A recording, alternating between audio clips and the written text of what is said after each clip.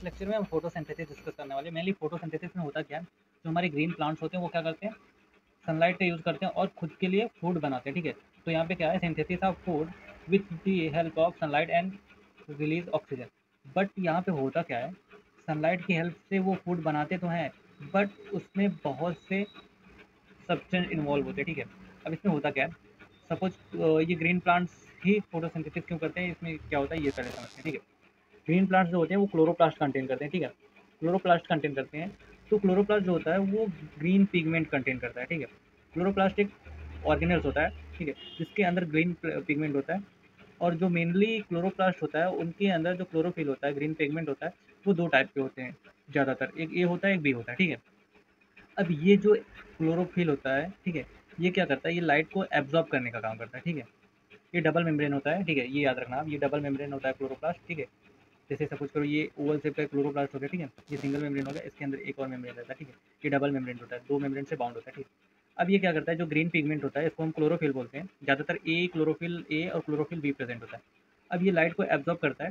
तो हमें पता है कि जो फोटोसिंथेसिस होता है उसके लिए हमें सनलाइट की रिक्वायरमेंट होती है, sunlight and O2, CO2, sorry CO2। ठीक है, कार्बन डाइऑक्साइड, सनलाइट और वाटर। ठीक है, अब यहाँ पे किसकी किसकी सनलाइट की रिक्वायरमेंट होती है, कार्बन डाइऑक्साइड की रिक्वायरमेंट होती है और वाटर की रिक्वायरमेंट होती है।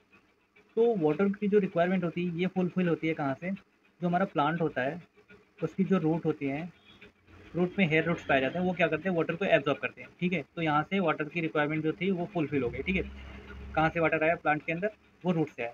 अब आता है carbon dioxide. Carbon dioxide plant के अंदर कहाँ से इंटर करेगा, तो हमको पता है जो प्लांट का लीफ होता है, ठीक है, इस पे दो लेयर पाए जाते हैं, एक अपर एपिडर्मिस, लोअर एपिडर्मिस। तो जो लीफ होता है ना, लीफ पे ही क्या प्रेजेंट होता है, स्टोमेटा प्रेजेंट होता है।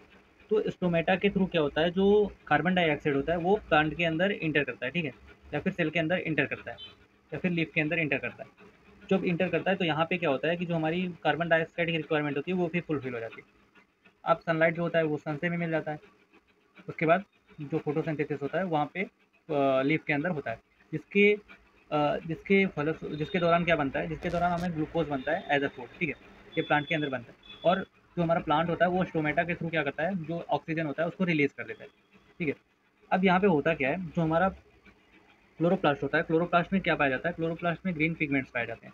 अब ये ग्रीन पिगमेंट्स कहाँ पे होते हैं, ये देखो ये स्ट्रक्चर दिख रहा है जिसको हम बोलते हैं ग्रेना। ठीक है, एक जो ये एक स्ट्रक्चर होता है ना इसको हम बोलते हैं थैलाकॉइड।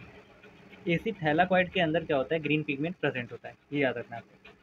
सिर्फ यहाँ पे मैंने ग्रेना का स्ट्रक्चर बनाया है। ठीक है, तो ग्रेना का जो ये एक पार्ट होता है इसको थैलाकॉइड बोलते हैं, इसी के अंदर ग्रीन पिगमेंट प्रेजेंट होता है।